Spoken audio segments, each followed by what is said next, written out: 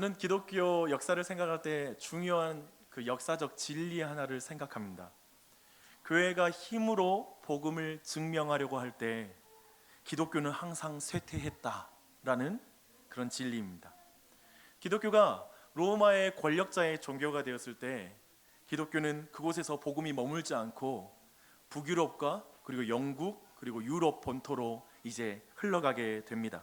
곧 그 당시에는 야만인의 세계라고 하는 곳에 이제 복음이 흘러가는 것이죠.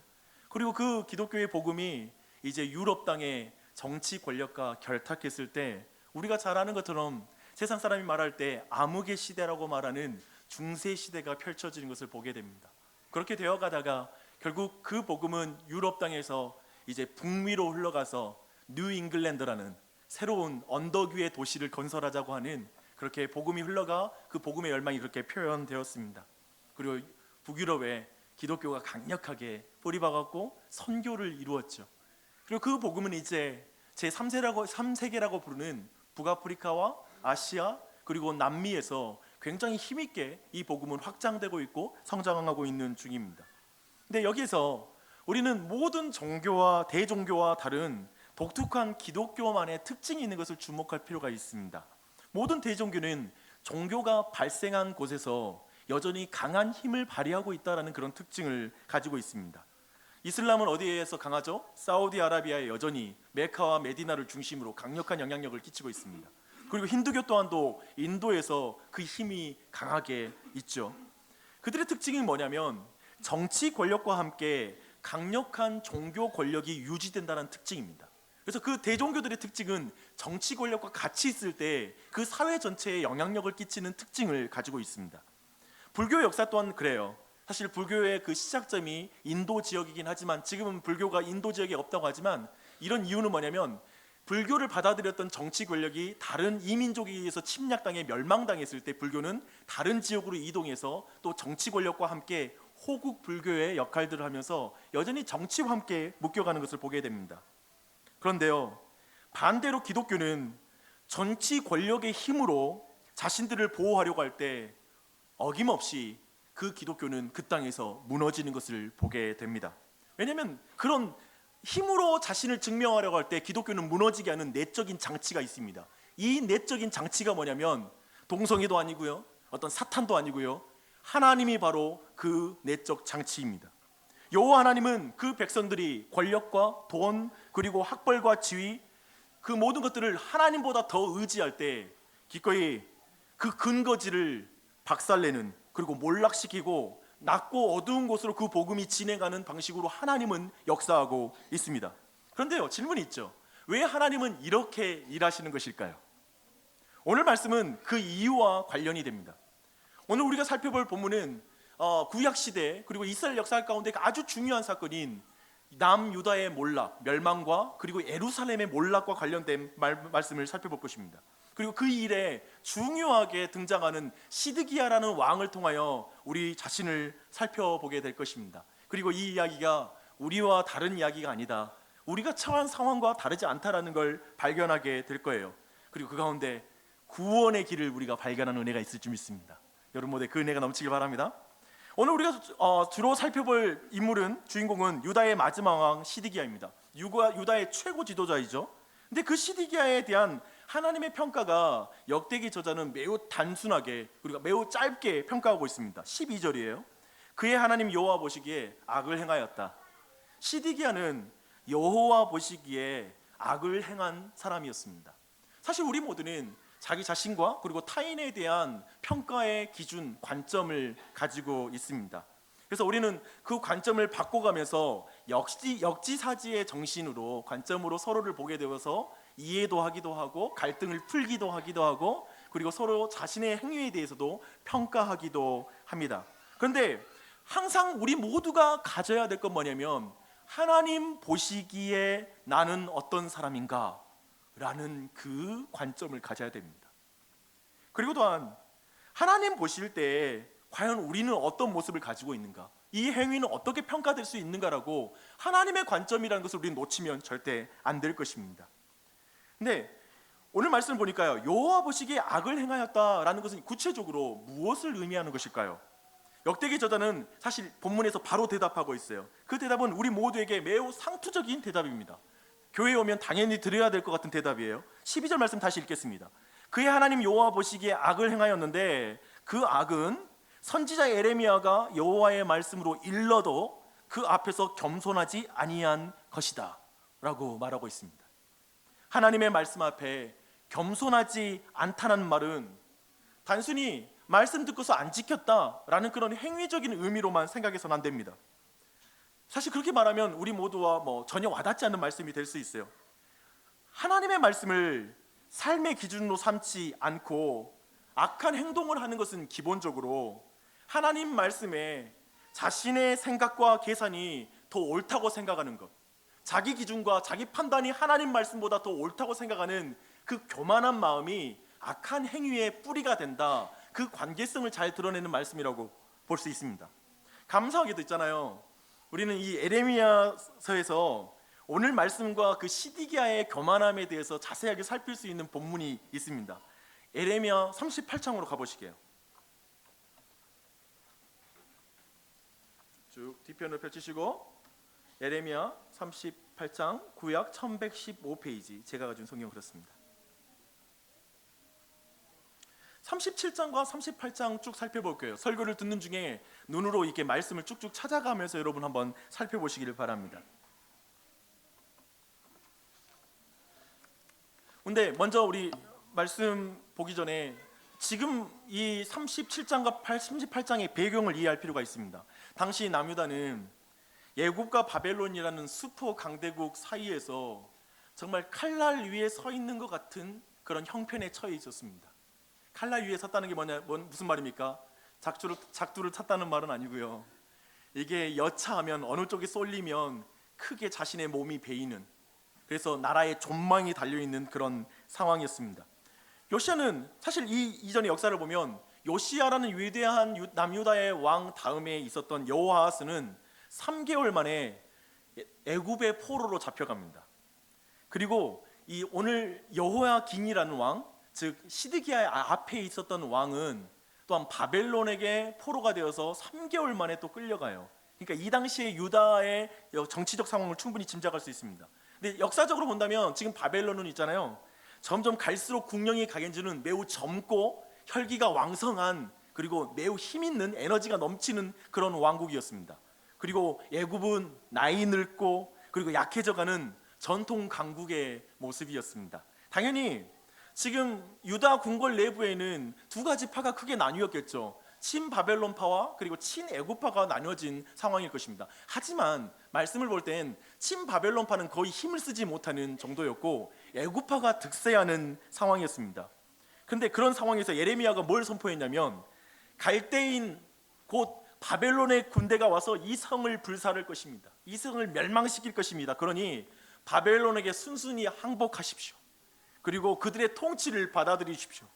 만약 그것을 받아들이지 않는다면 심판의 고통을 더할 뿐입니다 라는 이 메시지를 예레미야가 전한 거예요. 그런데 지금 아까 말했던 그런 팽팽한 긴장관계가 완전히 대세가 이제 친애굽 정책으로 돌아서는 결정적인 사건이 37장 11절에 나옵니다. 바벨론의 군대가 바로의 군대와 충돌하지 않고 후퇴한 장면이에요. 그러자 예레미야를 눈엣가시로 여겼던 친애굽 정치 세력들이 이제 그를 붙잡아서 뚜껑이 있는, 그래서 깊이 파인 웅덩이에다가 예레미야를 빠뜨립니다. 굉장히 고통스럽죠. 어두움 속에서 죽음의 공포에 그는 시달렸을 것입니다. 마치 이 상황이 어떤 상황이냐면, 요즘 사우디아라비아 정부에 대한 비판적인 기사를 썼던 카슈쿠지가 이제 사우디 정부에 의해서 살해되었다, 그리고 특별히 그 터키에 있는 영사관에서 고문을 당하다가 잔혹하게 죽었다라고 말하잖아요. 그런 소식이 들리는데요, 지금 마치 그런 상황이죠. 뭐냐면 지금 이 당시 사회는 뭐냐면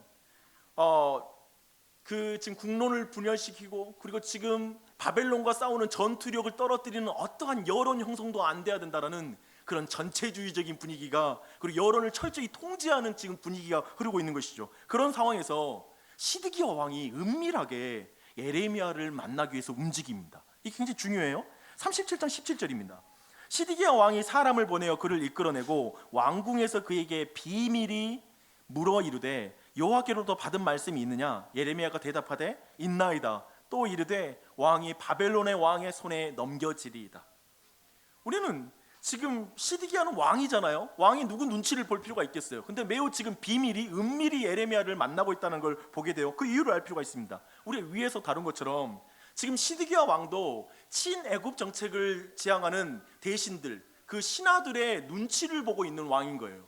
여러분이 시드기야를 생각할 때 기억할 거 뭐냐면 눈치 왕이다라고 생각하면 됩니다.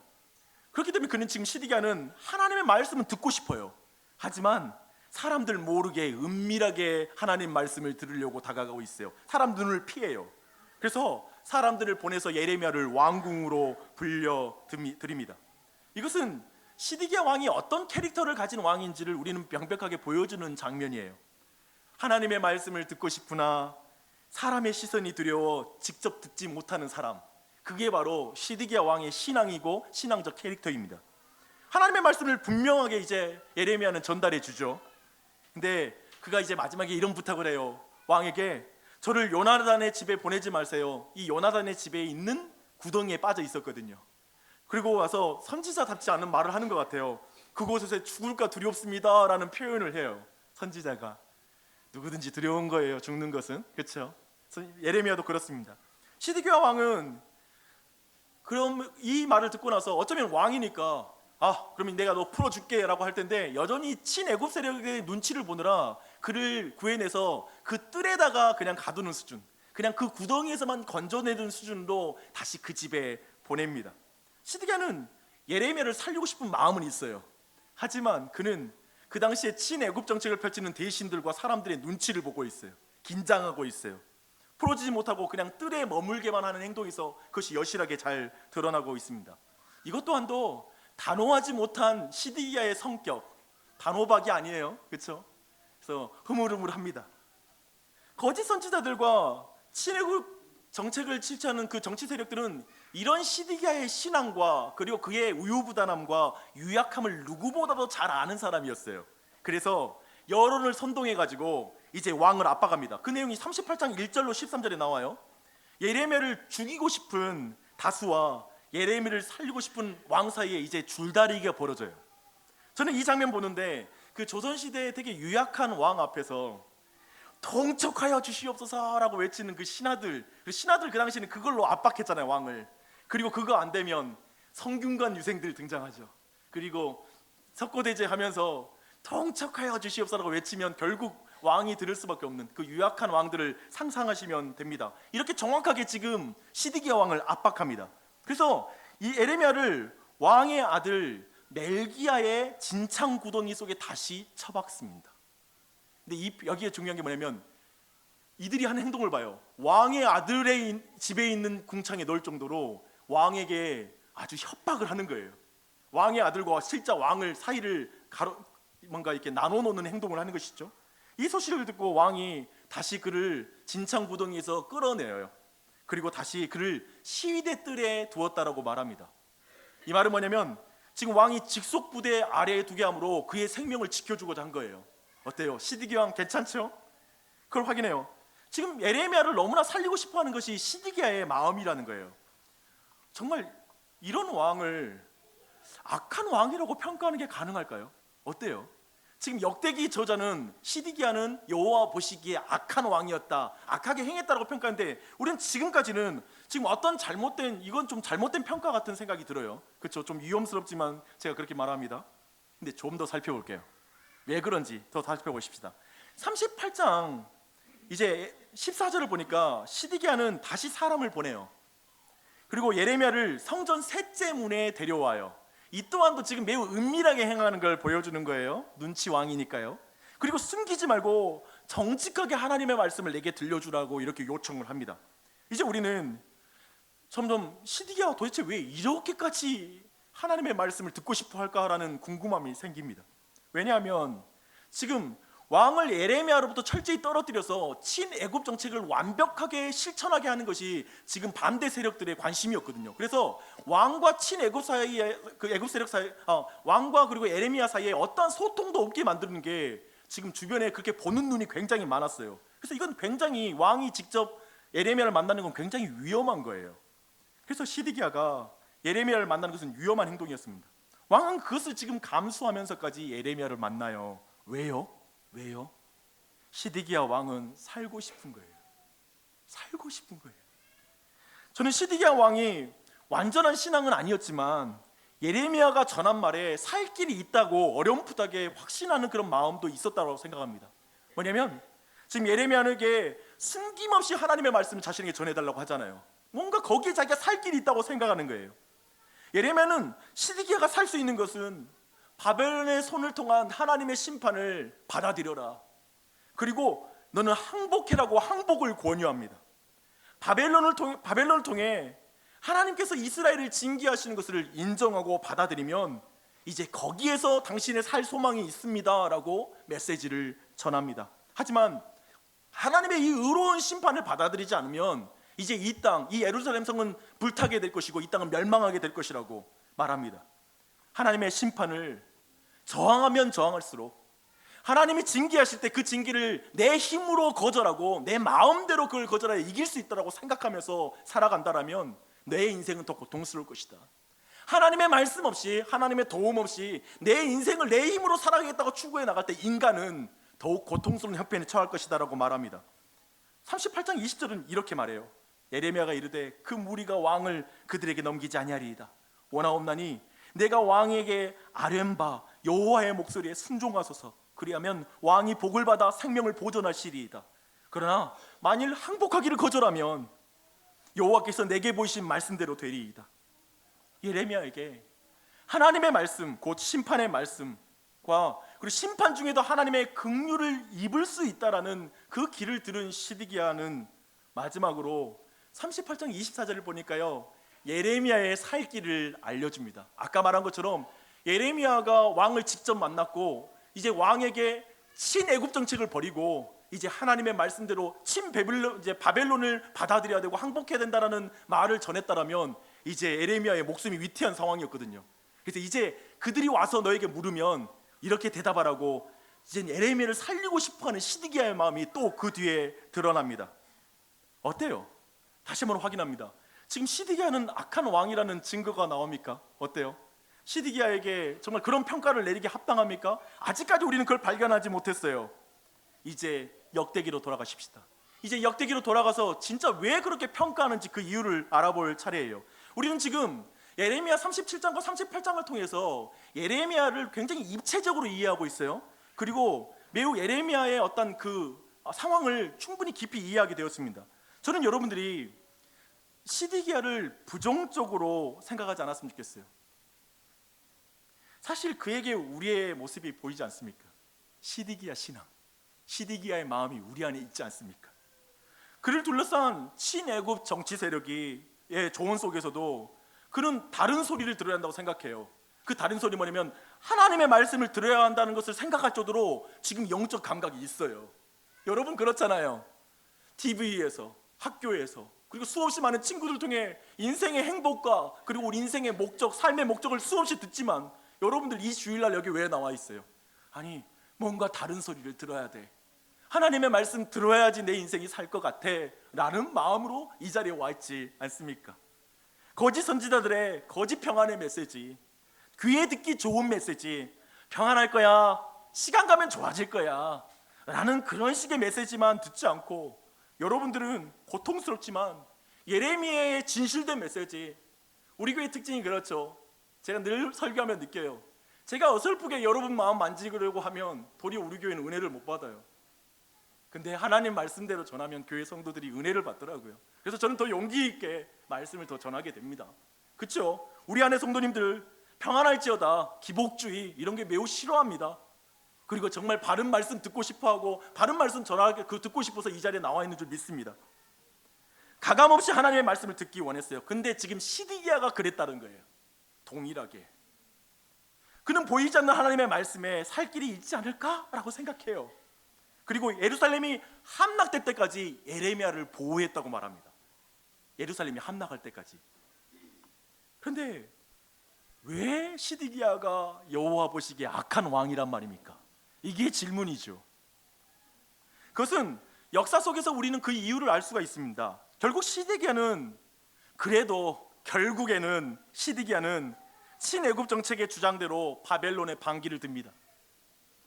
기독군과 백성들의 민족주의적 종교 광풍에 무릎을 꿇습니다. 대세에 무릎을 꿇습니다. 이 시대의 문화와 문화적 광풍, 이 시대가 말하는 모든 사조에 그는 무릎을 꿇습니다. 친애굽 정치 세력은 이런 말로 왕의 마음을 돌려놨을 것 같아요. 이렇게 말했을 거예요. 예레미야의 말처럼 바벨론에 항복하는 것은 안 됩니다. 그는 이 민족의 배신자입니다.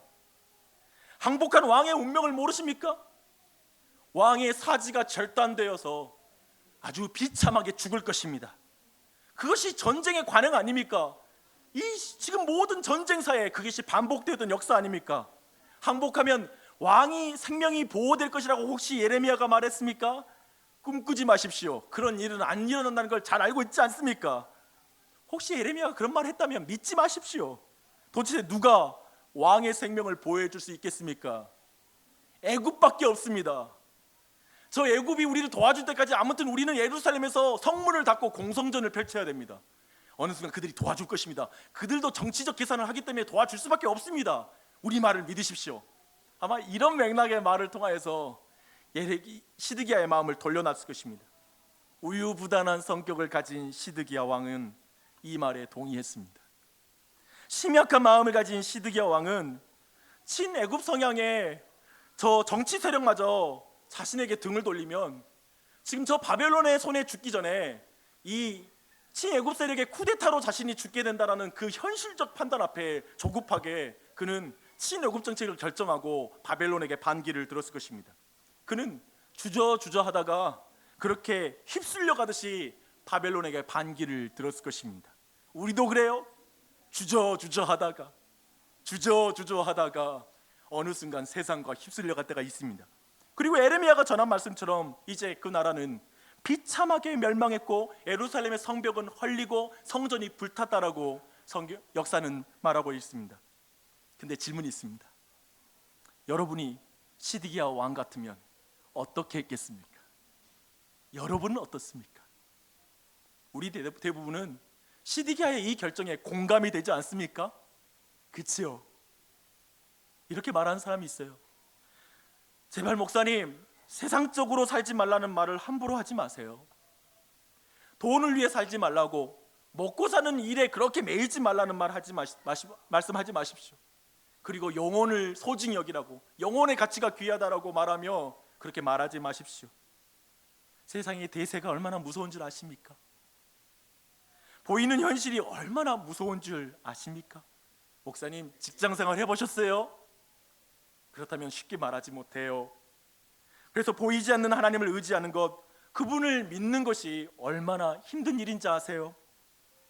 손에 몇만 원도 없어서 아이들 병원 가는 것 가지 못하고 발 동동거려 본 적 있으십니까? 그런 어려운 현실 경험해 보셨나요? 세상 속에서 하나님 말씀 의지하고 살면, 말씀대로 살면 하나님이 지켜주실 거라고요? 세상이 그렇게 만만한 곳처럼 보입니까? 세상은 그렇게 은혜로운 곳이 아니에요. 조금만 빈틈을 보이면 내 목에 칼을 겨눠요. 그냥 내가 죽을 수밖에 없는 정글과 같은 세상이라고요. 정말 말씀대로 살아가면 끝장난단 말입니다. 이렇게 말하는 사람이 비그리스도이니까요. 이렇게 말하는 사람이 비그리스도인, 교회 밖에 있는 사람이 이렇게 말할까요? 시드기야 같은 사람이에요. 시드기야가 이 말을 하는 거예요. 그리고 우리 또한도 시드기야와 크게 다르지 않을 거예요. 주일이면 교회에 와서 저는 기복주의, 긍정주의 메시지 말고 순수한 하나님의 말씀을 듣고 싶습니다. 제발 말씀하실 때 하나님의 말씀을 가감하지 말고 말씀해 주십시오라고 모두가 말합니다. 저는 세상의 말이 아니라 어쩌면 말씀의 소망이 있다는 마음으로 교회에 발걸음을 했습니다. 목사님, 진정한 기독교 진리를 제게 말씀해 주시죠 라는 그런 구도자도 있을 것입니다. 놀랍게도 우리 안에 시드기야의 마음이 있어요. 마음으로는 하나님의 뜻대로 살고 싶은데 육신은 세상의 뜻대로 살고 있는 게 우리의 현실이에요. 마음으로는 진리의 말씀을 듣고 싶은데 현실에서는 그저 세상이 하는 말대로 살아가는 게 우리예요. 우리 마음도 주저주저해요. 갈팡질팡해요. 양다리를 양쪽에 거치고 있어요. 그래서 사람들이 눈치를 봐요. 내 윗사람 눈치가 보이고요, 주변에 있는 사람이 눈치가 보여요. 세상 사람들의 인정을 떠나면 다 삶이 무너질 것 같아요. 그래서 완전히 내가 하나님께 드려지는 것을 못하겠어요. 그것이 우리 안에 있는 시드기야의 마음 아닙니까? 우리 안에 있는 시드기야 아닐까요? 저는 교회 안에도 시드기야의 삶이 있는 것 같습니다. 교회는 참 이상적인 곳을 말하는 것 같아요. 그래서 교회를 이렇게 말하잖아요. 사랑이 넘치는 교회, 진리의 기둥과 터인 교회, 공의가 흐르는 교회, 진정한, 참된, 진실한 이라는 교회를 써요. 요즘은 그런 표현이 있어요. 더 사랑의 교회, 이 표현을 써요. 더 사랑의 교회. 그러니까 사랑의 교회인데 이게 이상해. 그러니까 그 교회와 다른 더 사랑의 교회다. 진짜, 이 진짜라는 표현을 너무나 많이 써요. 교회를 수식하는 말이고, 사람들이 교회에서 어쩌면 그 진실한 걸 보고 싶어해요. 그리고 우리는 어김없이 교회에서 그것이 안 되는 것에 실망해요. 그렇지 않나요? 놀랍게도 많은 이들이, 그리고 특별히 우리 모두가 그래요. 많은 이들이 교회에 대해서 이상적인 말을 하지만 청소하기를 싫어해요.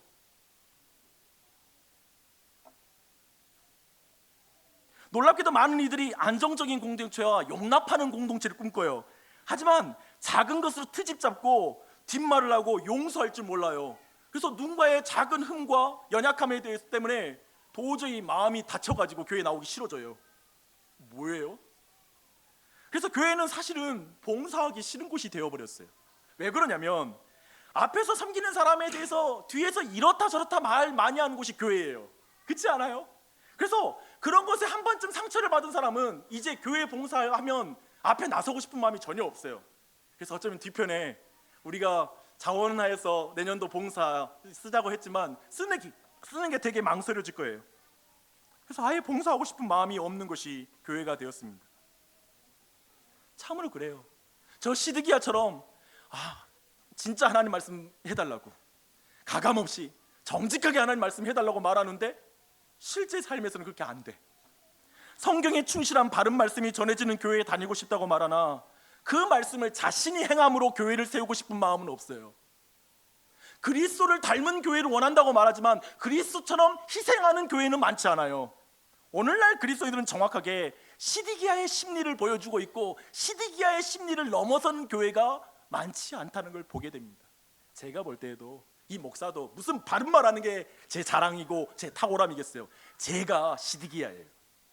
제가 진리의 말씀 성경을 이상으로 생각하나 삶의 결정들은 지극히 세속적인 결정을 해나가는 것, 그게 바로 우리 삶에 반복되고 있는 일일 것입니다. 그러면서 이제 여호와 보시기에 악을 행했다는 의미는 우리 모두에게 매우 실제적이고 그리고 입체적으로 이해되게 되었습니다. 그렇죠? 그래서 우리는 사실 이런 말 자주 들어요. 들어보세요. 어떻게 목사가 저렇게 돈을 밝히나? 어떻게 저 장모님은 저렇게 말을 하나? 뻔따구 없이 말이야. 저 집사님은 믿는 사람이 돼가지고 저렇게 교회에 분란을 일으키면 되나? 왜 저렇게 교회를 다녀? 그리고 저 그리스도인이라고 말하는 사람 저렇게 왜 이렇게 악하게 행동을 해? 매우 이기적이고 자기 욕심이 가득 차 있어. 도대체 교회에서 찬양할 때 뭘 찬양하는지 모르겠어? 그리고 말씀은 무슨 말씀을 들은지 모르겠고, 기도할 땐 도대체 무슨 기도를 하는지 도무지 이해가 안 돼. 저는 그런데요, 이 목사는, 불신자들은 이렇게 말할지 모르겠어요. 교회 밖에서 있는 사람들은, 또 교회 안에 있는 사람도 그러잖아요. 윤리적인 문제가 있는 목회자를 볼 때 어떻게 목사가 그럴 수 있으라고 여러분이 화들짝 놀라잖아요. 근데 저는 그 모든 거에 대해서 너무나 와닿아요. 시드기야를 통해서 좀 더 입체적으로 와닿아요. 돈을 밝히는 것처럼 보이는 목사가 왜 돈을 밝히게 됐을까? 그 뒤의 이야기는 뭘까? 그가 처음부터 돈 밝히는 목사였을까? 아니면 서서히 어떻게 되었을까? 교회에 분란을 일으키는 집사님은 왜 분란을 일으킬까? 그 사람에게도 교회를 바르게 세우고 싶어하는 마음 없었을까? 그리고 그 마음이 있었지만은 정말 옳다고 생각하는 것으로 사람을 죽이는 결과가 나왔지만 혹시 그런 마음은 있지 않았을까? 왜 기독교인이 그렇게 정직하지 못할까? 저는 이런 부도덕을 교묘하게 이 시간 물타기 하거나 현혹시키거나 타협하는 말을 하려고 하는 것이 아닙니다.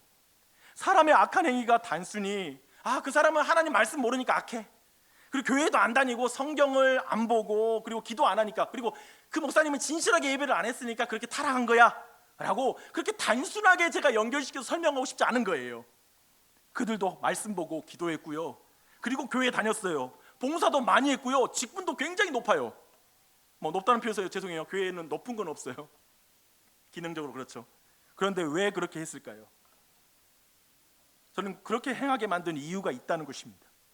시드기야가 예레미야를 통해서 하나님의 말씀을 다 들었어요.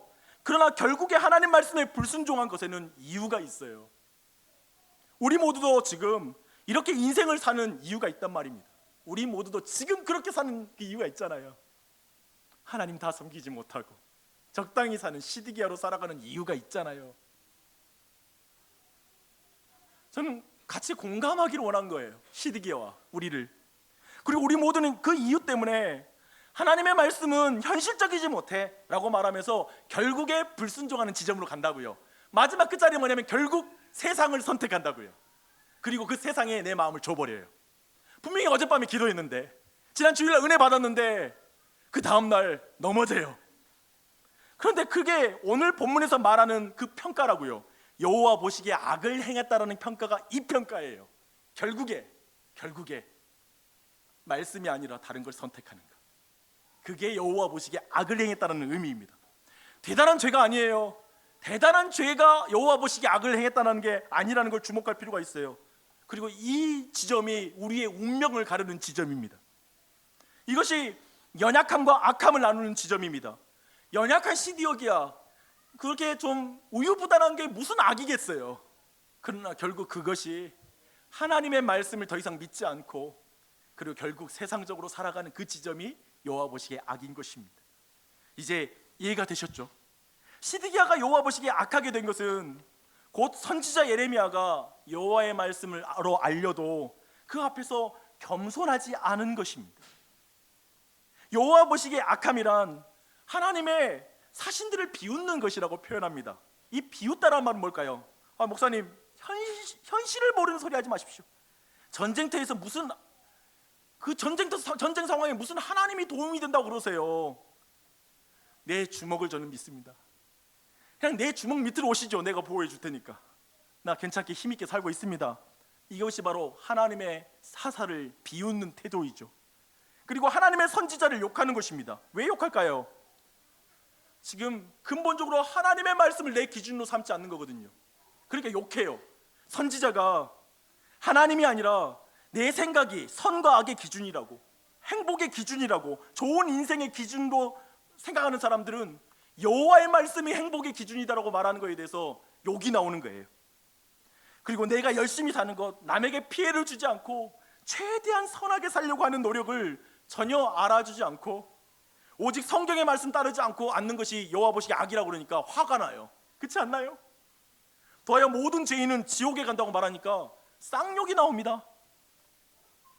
그리고 오직 하나님의 행하심, 곧 예수님을 믿어야만 구원을 받는다고 말하니까 너무 불쾌해요. 내가 열심히 산 걸 인정 안 해주니까, 나도 내 가족들 잘 살리려고 열심히 사는 걸 인정해 주지 않으니까. 마치 이런 식으로 말하는 아내, 여보 당신 죄인이야, 예수님 만나야 돼, 그런 말 들으면 내가 지금 자식들 키우고 자기 아내 잘 이렇게 좋은 환경에 주려고 뼈 빠지게 노력하는데 그걸 송두리째 무시하는 것 같아서 너무 화가 나는 거예요. 그리고 하나님 찾으니까 화가 나는 거예요. 자기 칭찬해 줘야지, 자기의 삶을 무시하는 것처럼 말하면서 그렇게 말하는 게 싫은 거예요. 그래서 오늘날에도 목사가 우습고 그들이 하는 말을 듣다 보면 쌍욕이 나옵니다. 근데 물론 요즘은 목사가 쌍욕을 들을 말을 또 하는 것 같기도 해요. 그래서 그건 인정하고 근본적인 이 진리로 가보시게요. 지금 여기에서 여러분이 비신자이건 신자이건 여러분이 주목해야 될 게 있습니다. 예레미야가 여호와의 말씀을 일러도 그 앞에 겸손하지 않는 것이 성경이 말하는 여호와 보시기에 악입니다. 지금 이 시간 어쩌면 제가 하나님의 사역자로 탁월한 사람이 아니라 주님이 세워서 말씀을 전하는 자로 지금 말씀을 전하는데요, 제가 여러분에게 말씀으로 일러도 그 말씀에 대해서 여러분이 들을 마음이 없다면 그것이 여호와 보시기에 악한 것입니다. 그 말씀을 믿는 배우자를 비웃거나 비난하지 마십시오. 그리고 분명히 죄를 고발하고 심판을 받아들이라는 말씀은 여러분이 듣기 싫어하는 메시지지만, 받아들이기 힘든 메시지지만 그것을 진실하게 생각하고 고민해 보시길 바랍니다. 성경은 그것이 여호와 보시기에 악한 것이라고 말하기 때문에 그렇고, 또한 그것을 인정하는 것이 여러분의 구원의 길이라고 말하기 때문에 그렇습니다. 왜 그런지 설명하겠습니다.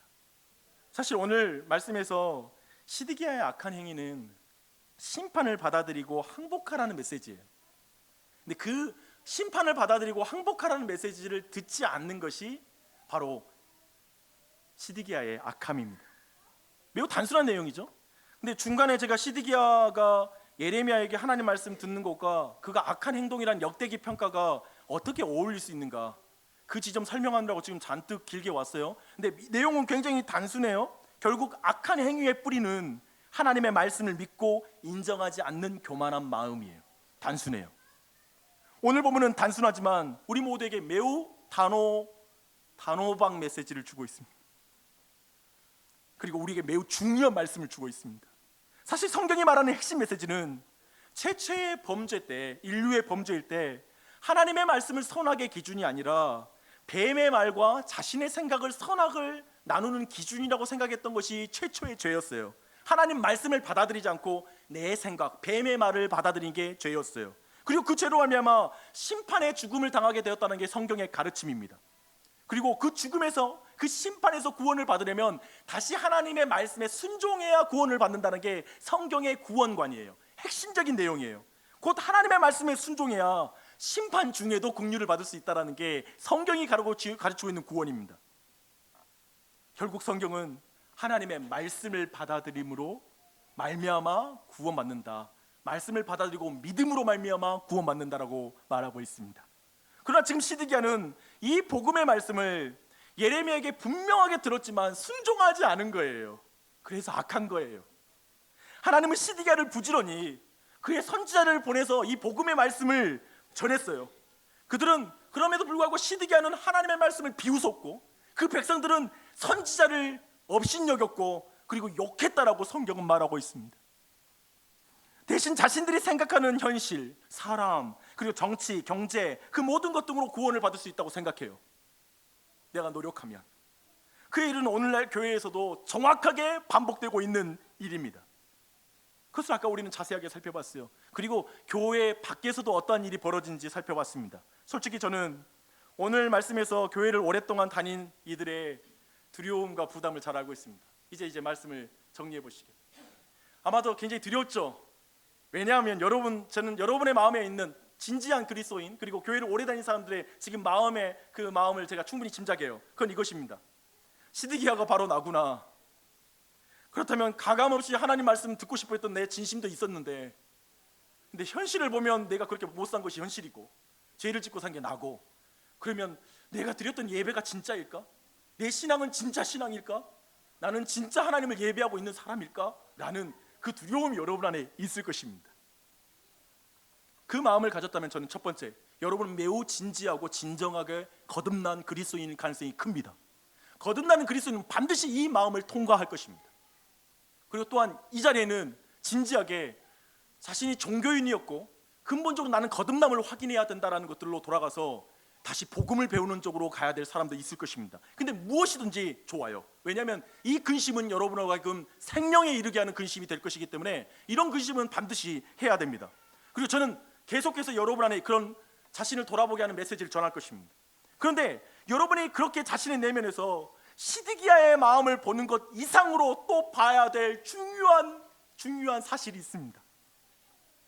당신을 아끼사 하나님에게서 보내주신 선지자이신 예수 그리스도를 보는 것이 필요합니다. 이분을 봐야 됩니다. 당신이 시드기야와 같은 신자이어도 상관없습니다. 지금이 중요합니다. 과거가 중요하지 않아요. 지금이 중요해요. 그러나 지금 선지자이신 예수 그리스도가 당신의 죄를 드러낼 때 당신의 죄를 인정하십시오. 내가 죄인인 것을 인정하십시오. 저 십자가를 보십시오. 저 십자가가 보여준 것은 하나님께서 자신의 아드님의 무지한 피를 통해서만 우리의 죄가 씻겨질 수 있다라고. 너희들이 돈과 명예와 인생과 시간과 모든 것을 통해 너의 죄는 씻겨지지 않을 정도로 너의 죄는 강력하고 집요하고 너를 놓아주지 않을 거라고. 그 정도로 죄의 힘이 약하지 않다고. 오직 내 아들의 보혈의 힘으로만 내 죄는 벗겨질 수 있고, 그리고 죄로부터 노임을 받게 된다라는 메시지가 거기에 있습니다. 죄에 대한 무서운 메시지가 선포되고 있죠. 그리고 또한 저 십자가는 내가 당해야 될 십자가라는 사실을 보여주고 있습니다. 그래서 여러분들은 어쩌면 우리보다는 이렇게 말해요. 나는 지금 죽어도 마땅한 죄인입니다.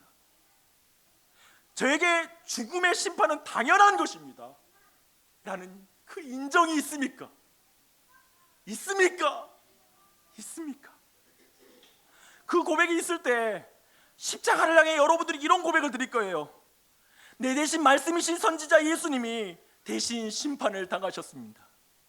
말씀이신 예수님이, 나는 하나님의 말씀을 받지 못하는 시드기야와 같은 신앙인이고, 나는 세상과 두 발 양발을 거치면서 결정적일 때는 하나님의 말씀을 거기고 나아가는 신자이지만, 하나님은 그런 나를 위해 말씀 자체이신 로고스이신 예수 그리스도를 이 땅에 보내셔서 그가 십자가에서 내 대신 심판을 당하심으로 말미암아 피를 흘려 내 모든 죄를 정결케 하심으로 말미암아 난 구원받는 존재입니다. 말씀을 버리고 결국 보이는 현실을 택한 나를 위해 말씀이신 예수님이 십자가에 달려 죽으셨습니다. 이 예수님을 받아들입니다. 이 말씀을 받아들입니다. 이것이 기독교가 말하는 복음입니다. 시드기야는 결국 심판의 말씀을 받아들이지 않아요. 자기 힘으로 그 심판을 면해보려고 애굽과 친교하며 결국 세상적으로 나간 거예요. 우리는 한편 시드기야 상황이 이해될지는 몰라요. 우리도 대부분 그런 것 같아요. 목사님 힘들어요. 세상적으로 너무 힘들고요. 직장생활 너무 힘들고 너무 피곤해요. 맞아요. 나는 100번 1000번 공감해주고 싶어요.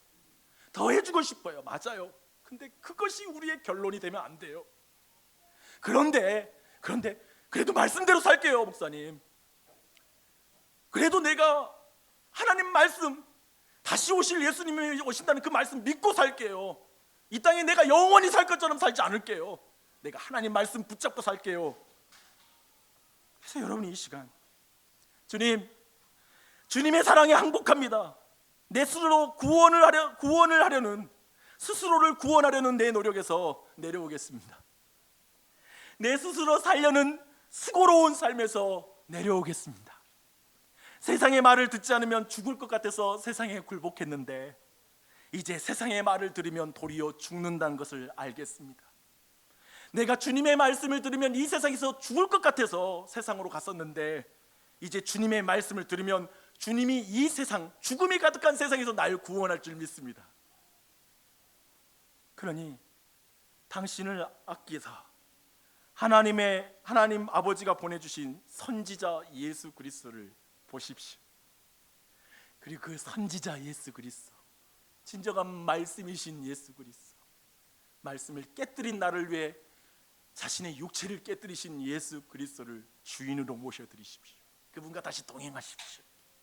그분을 보는 이 시대의 시드기야는, 우리는 과거의 시드기야와 다른 운명을 맞이할 것입니다.